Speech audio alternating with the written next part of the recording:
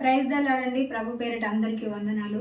మనం ఈరోజు మత్తయి సువార్త 5వ అధ్యాయం 5వ వచనం ధ్యానించుకుందాం. సాత్వికులు ధన్యులు, వారు భూలోకమును స్వతంత్రించుకుందరు. దేవుడు ఏం బోధించారంటే సాత్వికులు ధన్యులు, వాళ్ళు భూలోకంలో స్వతంత్రించుకుంటారని బోధించడం జరిగింది తన శిష్యులకి.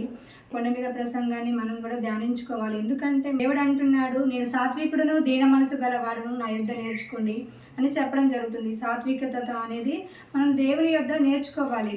మన దేవుడు తన యొక్క భక్తుడైన మోషే గురించి, నా భక్తుడైన మోషే మిక్కిలి సాత్వికుడు అని చెప్పడం జరిగింది. అతనిలో ఉన్న సాత్వికతను బట్టి దేవుడు లక్షల మందిని ఐగుప్తు బానిసత్వం నుంచి విడిపించి కానాను యాత్రకు నడిపించడానికి ఒక దైవజనుని సారథిగా వాడుకోవడం జరిగింది. అంటారు మోషే గారు అంటారు, నోటి మాన్యం గల ప్రభు మరి ఎట్లా అన్నప్పుడు దేవుడు అంటాడు, కోపడతాడు, నీకు బదులుగా నీకు నోరు ఇచ్చిన వ్యక్తిని నేను, కాబట్టి నువ్వేమైనా విషయాలు చెప్పాలంటే ఆరోనికి చెప్పు, కానీ నువ్వు ఆయన అన్నప్పుడు దేవుడు మోషేని మాత్రమే వాడుకోవడం జరుగుతుంది.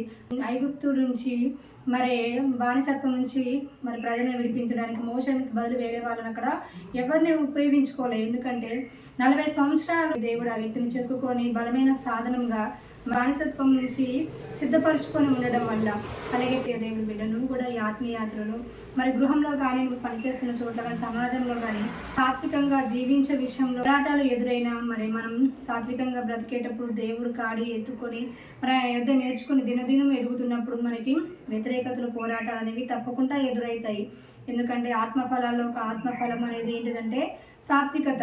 మరి ఈ ఫలంను మనం పొందుకోవాలంటే మనకి వ్యతిరేకతలు వచ్చినప్పుడు ఎందుకులే అనుకోకుండా ఆ పోరాటాల్లో మనం నిల్చొని మరి సాత్వికతను మనం పొందుకున్నప్పుడు ఏమవుతుందంటే, మోషే గారు జీవితాన్ని మనం చూసుకున్నట్లయితే మరి ఏం జరుగుతుందంటే, మరి ప్రజలు మనం అనుకోవచ్చు ఆవగింజంత విశ్వాసం ఉంటే ఈ కొండ పెగిలించబడుతుంది కదా అని. నిజమే, మనకు ఆవగింజంత విశ్వాసం ఉంటే ఈ కొండ పెళ్ళగించబడుతుంది, నిజమే. కానీ ఎర్ర సముద్రం ముందు వచ్చినప్పుడు మరి ఫరో సైన్యము వెనుక తరుముతున్నప్పుడు విశ్వాసం ఒకటే సరిపోతుందా? దేవుడి బిడ్డ ఆలోచించండి. విశ్వాసం ఒకటే సరిపోదు.